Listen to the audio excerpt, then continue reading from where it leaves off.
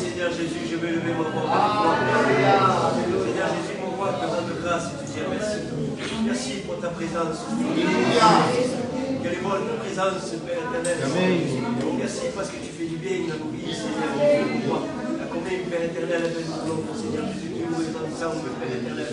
Reçois l'adoration de tes enfants, Seigneur Jésus, mon roi, Père éternel. Merci que tu puisses te plaire dans ce lieu, Seigneur Jésus, mon roi. Père éternel, merci, Seigneur Jésus.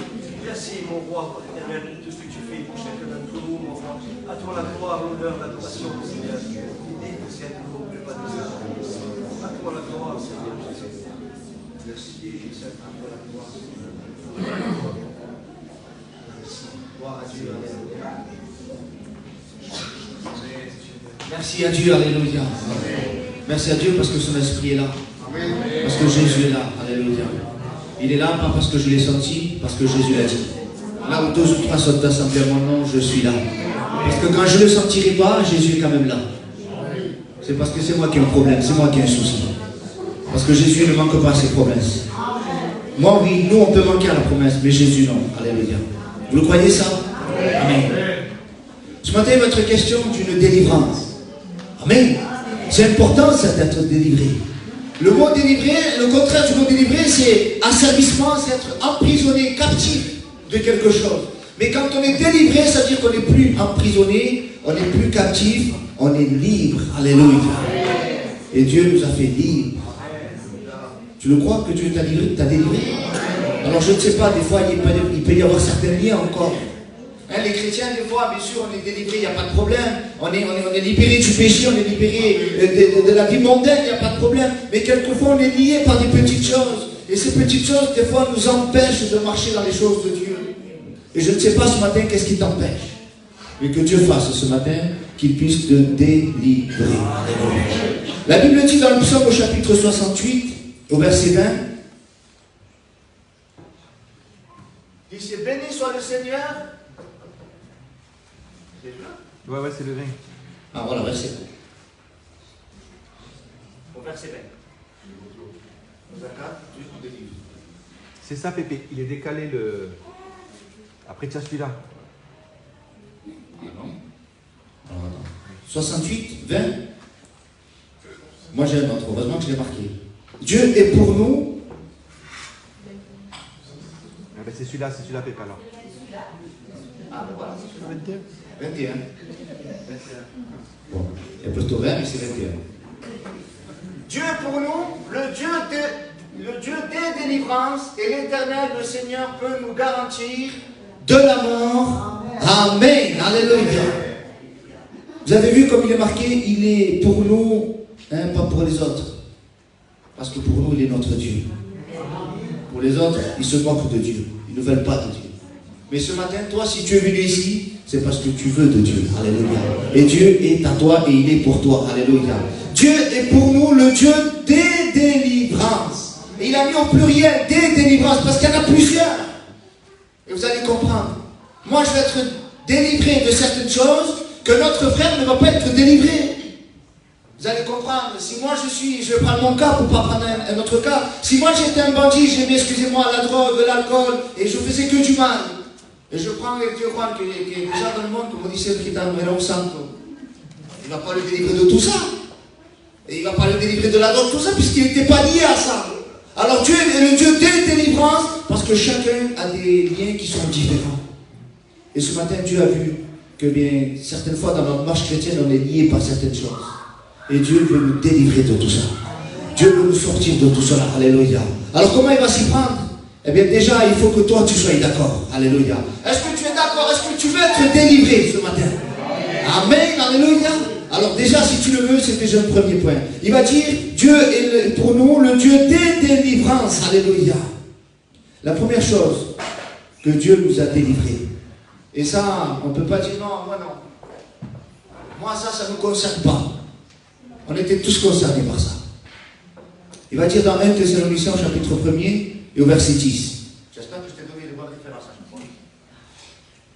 Et pour attendre des cieux son Fils, qu'il a ressuscité des morts, Jésus qui nous délivre de la colère à venir. Et ça, personne ne peut y échapper. Il n'y en a pas un qui pourrait dire, ah, moi, ce lien, je ne l'avais pas. On était tous sous la colère de Dieu.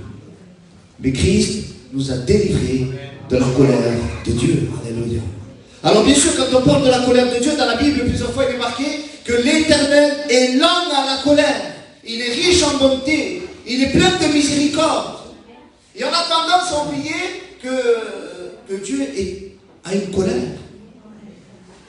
Ce qu'il a, c'est que Dieu ne la manifeste pas. Ou du moins, il ne la manifeste pas comme toi et moi. Ça veut dire que Dieu est lent à la colère. Ça ne veut pas dire qu'il n'en a pas de colère. Vous êtes d'accord avec ça? Un jour ou l'autre, il la manifestera. Et déjà, on a pu voir quelques extraits, quelques segments, quelques fragments aussi, comme on peut aussi dire, quelques petits morceaux de la colère de Dieu. Quand Dieu va dire qu'il a vu le monde dans l'état qu'il était à l'époque de Noé, il envoya le déluge, le jugement de Dieu. Alors c'était terrible, imaginez, quand on parle de ça, j'ai eu l'occasion une fois de discuter avec un témoin de Jéhovah de ça, et pour lui l'enfer c'était pas possible, ça n'existe pas ça l'enfer. Parce que pour lui, Dieu est trop bon, et trop miséricordieux, et trop amour, et pour inventer un lieu si terrible, il ne croyait pas à ça. Et je lui ai dit, tu crois un Dieu grand, toi un Dieu puissant, tu crois dans le Dieu de la Bible? Il m'a dit oui. J'ai dit, alors un jour, il y a une histoire de Noé, tu la connais cette histoire? Il me dit, bien sûr. J'ai dit, alors à cette époque-là, est-ce qu'il n'y avait que des hommes d'une trentaine d'années, de 30 à 40 ans, ou de 18 à 50 ans? Il y avait toute tranche d'âge. Il y avait hommes, femmes, il y avait des personnes plus âgées, il y avait des personnes bébés. Est-ce que Dieu a envoyé le déluge? Oui ou non? Oui. Parce que quand Dieu manifeste sa colère elle est justifiée. Sa colère elle est sainte. Sa colère elle est juste. Dieu ne se mettra jamais en colère sans qu'il y ait une solution avant tout. Il avait prévu une solution. Il avait prévu l'arche de Noé, mais simplement les gens n'en veulent pas. Et j'espère que ce matin, tu ne fais pas partie de ces gens-là qui ne veulent pas de Dieu, ou qui résistent à l'appel de Dieu.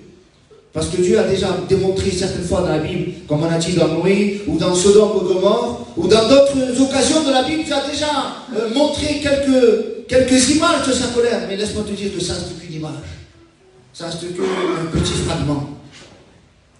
La colère de Dieu n'est pas semblable à la nôtre. Tu sais pourquoi? Je vais y compléter. Si je prends mon cas, je m'énerve pour la voiture qui s'est cassée. Je m'énerve pour le tuyau qui s'est cassé. Je m'énerve parce que le travail ça ne va pas. Je m'énerve pour une chose, on s'énerve pour tout n'importe quoi. On a tendance à être un peu trop colérique. Imagine si Dieu aurait été comme nous. Et qu'il nous regarde et qu'il fait ça au pire. Il a bien fait laisser là, parce que c'est ce qu'il mérite. Heureusement qu'il est lent à la colère. Et Dieu veut qu'on soit comme ça. Il veut qu'on soit patient, amour, miséricorde, qu'on manifeste ses sentiments. Alléluia. Moi, je me mets en colère quand il ne faut pas. Mais quand il faut le faire, je ne le fais pas. Parce qu'on est comme ça. On a tellement la mission de la cause un peu bizarre, l'être humain. Et quand il voit les choses un peu bizarrement, l'être humain il voit les choses différemment aussi. Parce que quand des fois il faut se mettre en colère, on ne le fait pas. Pourquoi? Parce qu'il y a des intérêts, il y a des choses qui nous conviennent, il y a des convenances. Et des fois on ne le fait pas parce que ça ne nous convient pas. Mais Dieu ne regarde pas ses convenances, si ça convient, si ça ne convient pas. Dieu regarde la justice. Alléluia. Si c'est juste, il le fait. Si ce n'est pas juste, il ne le fera pas. Alléluia. Dans Éphésiens chapitre 4, versets 23 à 32, voilà ce que va nous apprendre l'apôtre Paul au sujet de la colère. Vous êtes prêts à écouter ce que Dieu a à nous dire? Amen. Parce qu'on est tous touchés par ça. Hein? Il va dire comme ça au verset 26, au verset 23, pardon. Verset 23. À être renouvelé dans l'esprit de votre intelligence. Verset 24. Et à revêtir l'homme nouveau créé selon Dieu dans une justice et sainteté que produit la vérité. Amen. C'est pourquoi renoncez au mensonge et que chacun de vous parle selon la vérité à son prochain, car nous sommes membres les uns les autres. Amen. Ça, c'est des conseils que l'apôtre Paul veut donner aux chrétiens. Et si on veut recevoir des conseils, de savoir comment faire dans notre vie chrétienne, n'écoute pas Pierre, Paul, Jacques, écoute la Bible. Amen. La Bible, elle est remplie de conseils pour notre vie chrétienne. Alléluia. Et au verset 26, il va dire, si vous vous mettez en colère, ne que le soleil ne se couche pas sur votre colère. Amen. Alors il va dire, si vous vous mettez en colère, il n'est pas dit, c'est interdit de se mettre en colère. Il n'est pas dit, il est interdit de le faire. Il ne faut pas s'énerver. C'est marqué ici au cas où tu le fais. Parce que ça peut arriver, parce que c'est un sentiment qui est en nous. C'est quelque chose qui est en nous qu'on n'arrive pas à gérer bien des fois. Parce que la situation fait que ça nous énerve, elle nous a mal parlé, elle nous a mal répondu. Ou je ne sais pas, moi, une situation, mettez ce que vous voulez. Mais la Bible t'exhorte et te dit, si tu te mets en colère, ne pêche point. Ça, c'est ta part.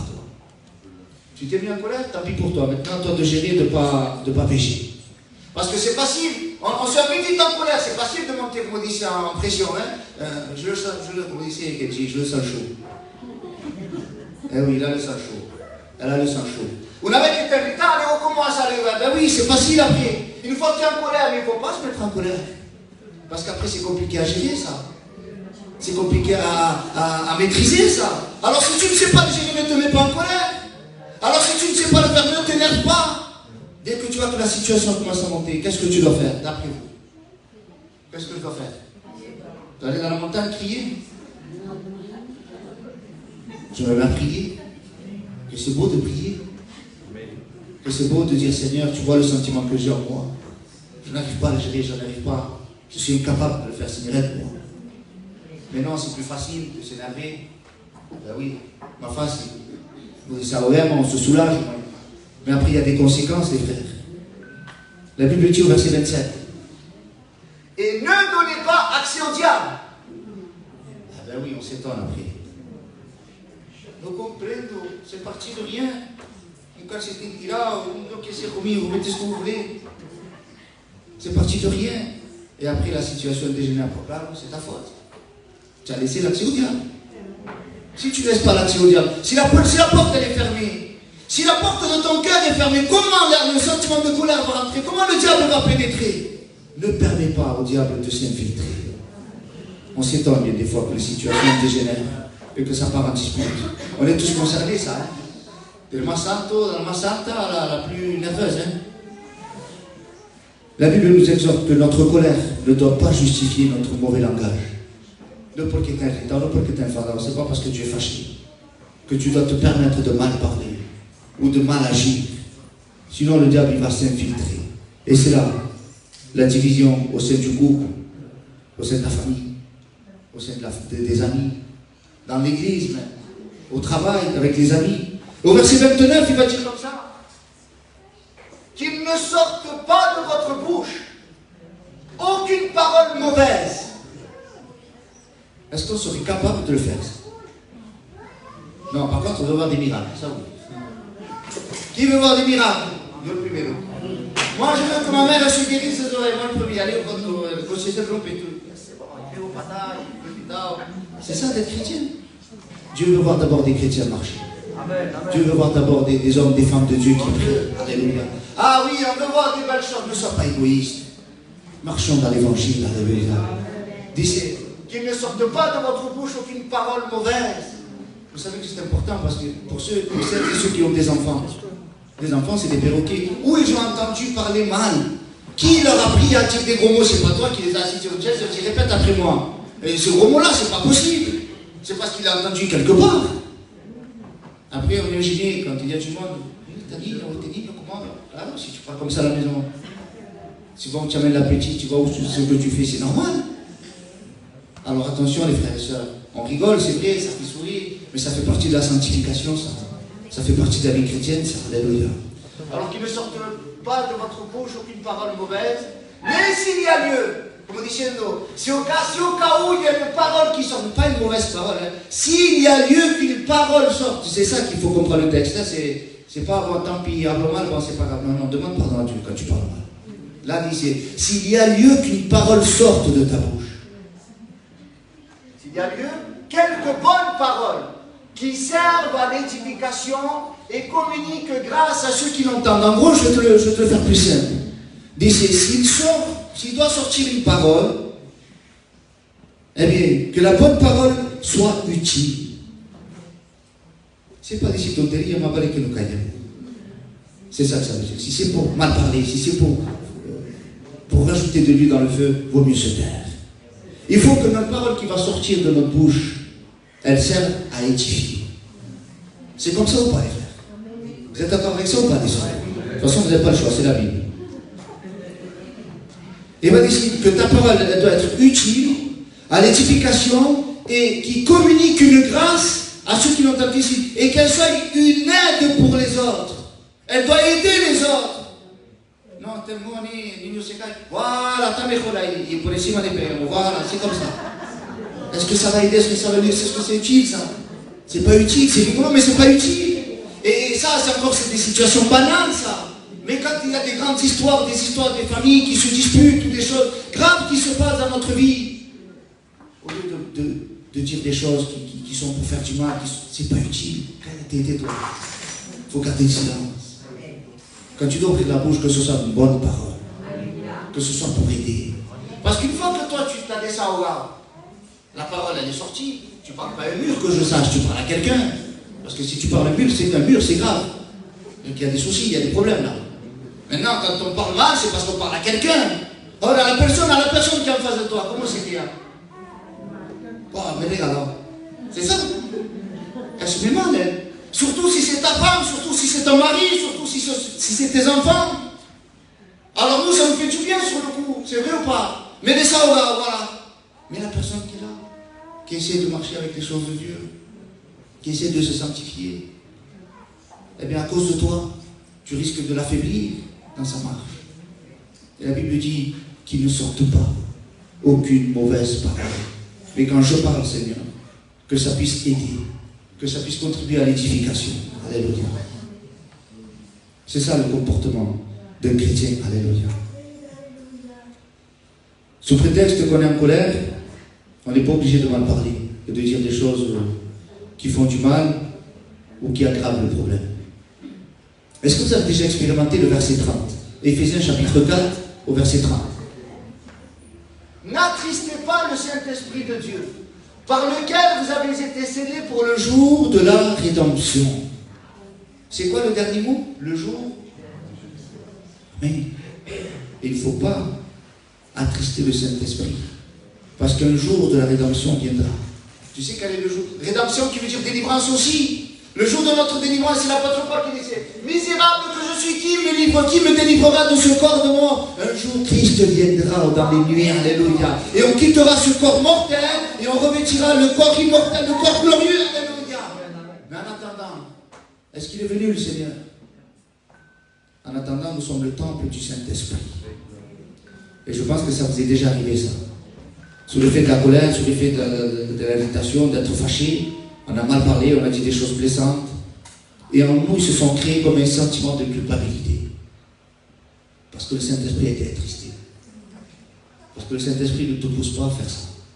Le Saint-Esprit va te pousser à dire de bonnes paroles, à édifier, à dire prends courage, mon frère, ma soeur. Tu es dans la difficulté, t'inquiète pas, je prie pour toi. Tu as besoin de quelque chose, t'inquiète pas, je serai là pour t'aider. Le Saint-Esprit ne te pousse pas à dire de mauvaises paroles. Alors imaginez maintenant, le Saint-Esprit est attristé quand il est en nous. Et quand il est attristé, mais comme il n'est pas. Vous savez pourquoi on se sent coupable? Parce qu'il est en nous, le Saint-Esprit. Et c'est pour ça, comme il est en nous et qu'il est attristé, ben forcément ça crée un sentiment en nous de culpabilité. Un sentiment de dire, Seigneur, ok, je n'aurais pas dû faire ça. Je n'aurais pas dû dire ça. Tant qu'il existera ce sentiment, c'est que vous êtes encore des chrétiens. Parce que malheureusement, ça peut arriver. Ça ne justifie pas, hein, je ne dis pas vous pouvez le faire ou je peux le faire. Ça veut simplement dire, quand on a ce sentiment de culpabilité, de dire Seigneur, je n'aurais pas dû le dire. Je n'aurais pas dû faire comme ça. Mais ça prouve que le Saint-Esprit est encore actif dans nos cœurs, dans notre vie. Mais le jour où ça ne nous fait ni chaud ni froid, et que nous cœurs des marbre, sinon on reste de marbre, il a dit, il s'est tranquille. Pas un remords, pas un regret, pas une repentance. Et les personnes te le disent, les personnes me le disent. Mais tu n'aurais pas dû dire ça, tu n'aurais pas dû parler comme ça. Et toi tu restes de marbre. C'est qu'il y a un problème. C'est que peut-être que le Saint-Esprit n'est plus en toi. Il est important d'être repris. C'est important d'être repris. Quand on n'est pas repris, les frères et sœurs, on doit se poser des questions. Parce que le Saint-Esprit est là pour nous convaincre de péché, de justice et de jugement. Et on est là, vous savez, on n'est pas là pour régler des comptes, hein. On est là pour plaire à Dieu. On n'est pas là pour dire, ah, t'as vu, c'est bien fait, t'as vu, c'est comme si. Non, on est là pour dire, Seigneur, je me regarde moi d'abord. Parce que la Bible, c'est un miroir. Cette parole, je me l'applique à moi. Parce qu'il y a des situations dans ma vie que vous ne connaissez pas, hein. Et bien, j'essaie de le mettre en pratique. Des fois où j'ai manqué à la parole de Dieu. Et je demandais pardon à Dieu. Je m'en suis voulu. Mais je ne veux plus recommencer. Alléluia. Parce que si Jésus reviendrait à ce moment-là, si Jésus revient, t'es qu'un pour la parole qu'a dit, et tu restes avec l'acte que tu as fait. Tout ça pour une situation. Tout ça parce que ton fils, ta fille, ton père, ta mère, ton frère, ta soeur. Non, les frères et sœurs, on ne doit pas négliger un si grand salut. Un jour, Jésus revient nous chercher. Et rien ne doit nous attacher, rien ne doit nous tenir liés. On doit être libre. Alléluia.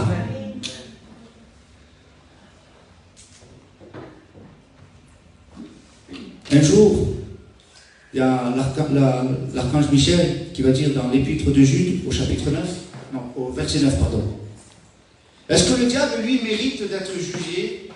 Est-ce que le diable mérite qu'on lui parle mal? Est-ce que le diable mérite qu'on lui dise de mauvaises paroles? Dites la vérité, soyez francs. Hablando de gitano, non pas de chrétien. En tant que chrétien, vous allez dire non. C'est mon bénéfice. Les gitanos, comment c'est gitané. C'est mal aussi. Vous allez voir que l'archange Michel, il va faire quelque chose d'extraordinaire. Or, l'archange Michel, lorsqu'il contestait avec le diable et qu'il lui disputait, et c'était pas un melon fouet, il ne jouait pas là les deux. Il contestait et il se disputait le corps de Moïse. Parce que vous avez compris, quand Moïse est mort, c'est Dieu qui a caché le corps. Le temps pour le retrouver, quand Dieu cache quelque chose, tu peux te lever à 6h du matin, tu ne le trouveras pas. Parce que c'est Dieu qui l'a caché. Et là, la Bible dit qu'il y a une lutte, il y a une dispute qui éclate, hein, il y a un conflit qui éclate. Lorsqu'il contestait avec le diable, il disputa le corps de Moïse. Dit c'est Michel n'osa pas porter. Qui est pas là. Il n'ose pas. C'est le moment de l'entendre. Qui a de l'entendre qui s'aime. Alors que lui, il n'a pas osé. Il n'a pas osé le faire. Nous, on est trop audacieux. Et je risque quoi, moi? Et qui va me faire quoi? Non, soyons pas comme ça. On parle de l'éternité, les frères et sœurs. Nous, on ne parle pas des vanités, on ne parle pas de ça. Nous. On n'est pas comme ça. Nous. On parle des choses de Dieu. C'est important, c'est saint, c'est pur. Ça ne se mélange pas. Alléluia. Alors il va dire, il n'osa pas porter contre lui. C'est contre qui contre lui? Contre Moïse ou contre le diable? Moïse il est mort. Donc c'est contre le diable. Contre lui un jugement injurieux. Mais il dit que le Seigneur te réprime. Alléluia. Et notre parole là, qu'il te réduise au silence ou qu'il te punisse, mais que ce soit lui qui le fasse, pas moi. Parce que si c'est moi qui le fais, je le fais mal. Mais si c'est lui qui le fait, il le fait juste.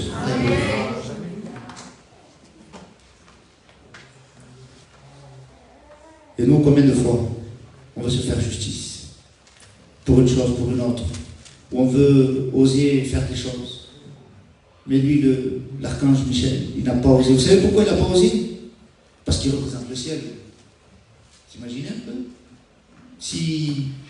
Parce qu'on n'a pas tous les tenants et les aboutissants de ce qui s'est passé dans cette histoire. Mais supposons que Dieu lui a dit, tu vas récupérer le corps de Moïse. Mais en aucun cas tu parleras, tu diras quoi que ce soit de mauvais. Hein? Imaginez maintenant, c'est l'archange Michel, lui, il se permet de dire de mauvaises paroles, des choses. Il va être désobéissant, il va désobéir à Dieu pour le diable. Non, il se tient. Alléluia. On doit se tenir. Il représente le ciel. Et aujourd'hui, nous les frères et sœurs, nous sommes appelés comment? Ambassadeurs de la terre, ambassadeurs du monde, ambassadeurs de Christ. Alléluia. Nous sommes des concitoyens du ciel. Alléluia. Alors bien sûr que on a vu que la colère de l'homme, de la femme, il y a certaines situations qui peuvent nous mettre en colère, nous fâcher, et nos mauvaises paroles, nos mauvais actes, eh bien, nous mettent dans des mauvaises situations. Mais en réalité, c'est dans le calme et dans la confiance. Alléluia. Que Dieu manifeste sa puissance. Alléluia. Regardez ce que dit la Bible au sujet de vite se fâcher. Vous voulez qu'on le voie ensemble? Dans Proverbe chapitre 12, au verset 16. L'insensé. C'est intelligent un insensé? Et l'insensé, tu lui dis, va à droite et il va à gauche, ou il va tout droit, il ne va pas à l'endroit où tu lui dis. L'insensé laisse voir à l'instant sa colère. Mais celui qui cache un outrage est un homme prudent. On va se concentrer sur l'insensé, l'espoir en l'instant, sa colère. Et notre parole va dire, les personnes stupides se mettent tout de suite en colère. Je ne veux pas être stupide, moi. Dieu n'a pas fait de moi être quelqu'un de stupide. Il a fait de moi un chrétien, une personne intelligente, sensée. On a l'intelligence de Christ. Ah, je n'ai pas le bac plus 8, c'est vrai. Mais j'ai l'intelligence de Christ. Je sais que Jésus est mort à la croix, qu'il est ressuscité. Alléluia. Dans Proverbe, au chapitre 19, au verset 11, regardez ce qu'il dit de l'homme sage. L'homme qui a de la sagesse est lent à la colère. Maintenant, toi de voir. Soit tu veux passer pour un stupide aux yeux de la famille, et aux yeux de Dieu surtout, ou soit quelqu'un de sage, quelqu'un de sensé. Regardez, chrétiens. Vous avez vu un peu des personnes, je ne sais pas moi, des personnes cassées pour qu'ils t'en aient et pas rien, rien compris la chose de Dieu. Pour nous, elles s'emportent. On veut être des sages. On veut être sages. Et c'est l'homme qui a de la sagesse et l'homme à la colère. Et il met sa gloire à oublier les offenses. Oublie les offenses. Oublie-les. Oui, mais que ça fait trop de mal. Comment ça dit? Va tenter l'agneau, Seigneur. Tu as fait du mal au Seigneur. Il t'a pardonné tes péchés. Amen. Et maintenant, tu vas te rappeler de l'offense que le frère, que la soeur, que l'autre, elle t'a fait. Ne te rappelle plus. Il a été prêché quand c'était le jeudi. Et il prend nos péchés, il les met où? Il les met dans la poche, comme ça, tout le monde le ressort. Qu'est-ce qu'il fait le Seigneur avec les péchés? Au fond de la mer. Qui c'est qui va au fond de la mer? C'est ta vie qui l'a rempli. Il n'y a plus. Il n'y a plus personne qui peut aller au fond de la mer. Donc Dieu a oublié Dieu à qui on est pour se rappeler. Alléluia. Alors il est important. Amen. M'accorder encore 5 minutes? Amen. Donc on a vu la colère de l'homme, la colère de la femme. Elle n'est pas terrible. Hein? Dites la vérité, elle est terrible notre colère? Elle n'est pas terrible. Alors maintenant on ne va pas se mettre en colère pour tout n'importe quoi. Vous êtes d'accord avec ça? On a dit que l'Éternel est lent à la colère, est lent. Ça ne veut pas dire qu'il n'en a pas. Dieu a une colère, elle est sainte, elle est juste, elle est sainte, mais il la manifestera en temps et en heure. Un jour, dans l'Exode, chapitre 32, verset 10 à 11, vous allez voir. Maintenant, laisse-moi. C'est Dieu qui parle à Moïse. Regardez un peu le texte qu'il y a, regardez un peu l'échange qu'il y a. C'est impressionnant quand même. Dieu parle à Moïse et il dit, maintenant, ahora, maintenant même, laisse-moi, ma colère va s'enflammer contre eux. Qui t'a devenu Dieu quand la colère de Dieu s'enflamme? Si tu as la colère de l'homme, Dieu te sauve. Tu as la colère du diable, Dieu te sauve. Tu as la colère de Dieu contre toi, qui va te sortir de là? Il va dire à un moment donné que Dieu va se mettre en colère contre Israël. Et je les consumerai. C'est pas juste, il va faire du cinéma, il va tirer, il va dire, non, non. Quand Dieu se met en colère, il va jusqu'au bout. Et malheur à celui qui est dans la colère de Dieu.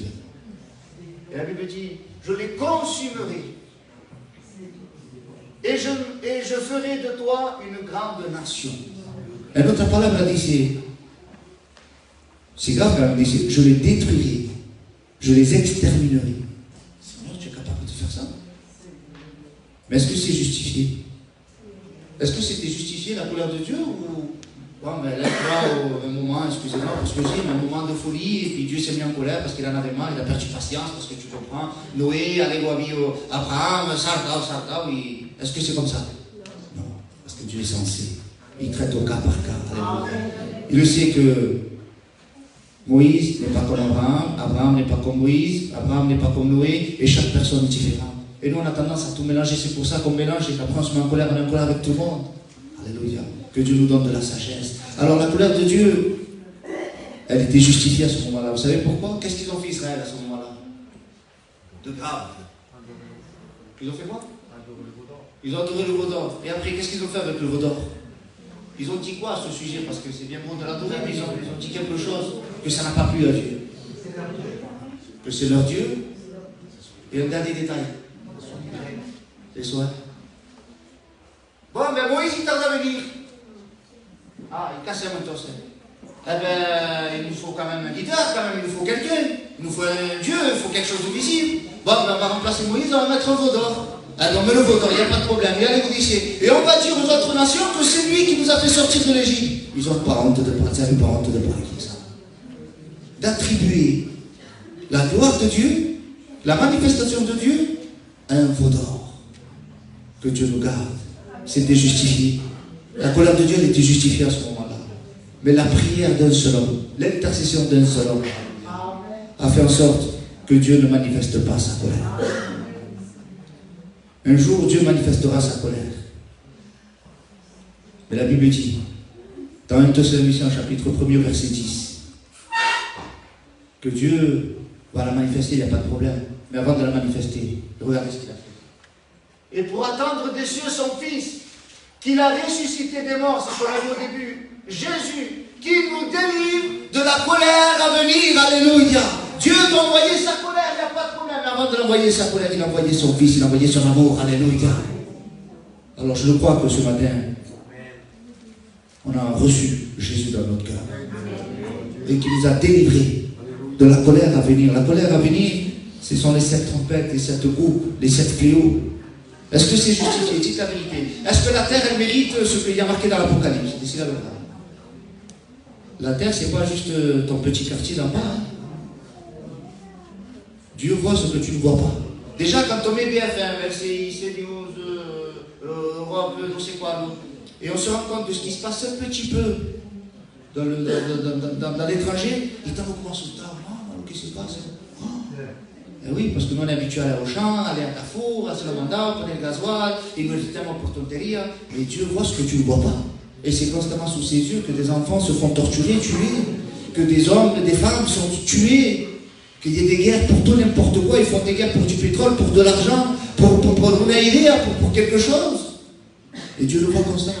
La vérité, la colère de Dieu, elle est justifiée pour la terre. Mais Dieu a envoyé son Fils. Voyez à quel point le monde est méchant, qui refuse Jésus. Là, on voit la méchanceté de l'homme. La Bible dit dans Apocalypse, chapitre 6, versets 16 à 17. Et il disait aux montagnes et aux rochers, tombez sur nous. Il préférait que les rochers tombent sur eux, que la colère de Dieu tombe sur eux. Et cachez-nous devant la face de celui qui est assis sur le trône et devant la colère de l'agneau. Alléluia. Devant la colère du monde, si tu vois un homme, quelqu'un ou une femme, oui, c'est un rital, oui. Et des fois, il y en a qui veulent impressionner. Et il vient quelqu'un de plus fort et l'autre, il reste tranquille. Mais là, si Dieu se met en colère, t'imagines? Il n'y a personne qui pourra résister à ça. Devant la colère de Dieu et de l'agneau, personne ne peut subsister. Alléluia. Alors pour terminer, Dieu est bon, il est lent à la colère. Il est plein de bonté. Il nous épargne de sa colère. Vous savez comment il nous a épargnés? En envoyant son Fils Jésus à la croix. Alors qu'on le méritait. On le méritait la colère de Dieu. On méritait la perdition éternelle. Mais Dieu nous a fait grâce, il a effacé notre dette. Alléluia. Alors soyons doux et humbles comme Jésus. Gardons nos âmes du péché. Il y a d'autres choses que Dieu nous a délivrées, mais je crois que ce matin, on a compris le principal de la parole de Dieu. Ça nous a parlé à nous les chrétiens. Même le plus gentil, il a toujours ces petits moments de folie, de colère. Alors je crois qu'on a compris que on va éviter. On va être doux et humble de cœur. Amen. On prie le Seigneur ensemble. Michel, tu pries le Seigneur.